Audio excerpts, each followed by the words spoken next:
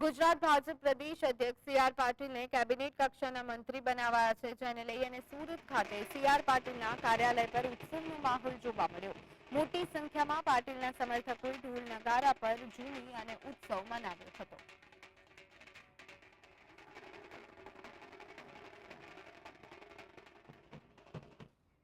નવસારી જિલ્લા ભાજપ કાર્યાલય ખાતે વડાપ્રધાન નરેન્દ્ર મોદી અને સાંસદ સી.આર. પાટીલની ઉપલબ્ધિને વધાવવા શપથવિધિ સમારોહ નિહાળવાનું આયોજન કરવામાં આવ્યું. આ સાથે જ ભાજપના કાર્યકરોએ ફટાકડા ફોડી વડાપ્રધાન નરેન્દ્ર મોદી અને સાંસદ સી.આર. પાટીલને શુભેચ્છા પાઠવી હતી.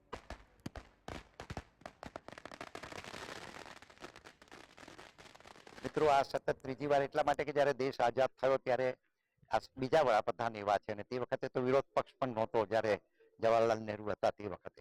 એમ કહું તો ખોટું નથી. ત્યારે આદરણીય પ્રધાનમંત્રી નરેન્દ્રભાઈના નેતૃત્વમાં 2047માં જ્યારે વિકસિત ભારત તરફ આપણે આગળ વધી રહ્યા છે, ત્યારે અમને બધા જ કાર્યકર્તાઓ આજે ખૂબ ગૌરવની લાગણી અનુભવ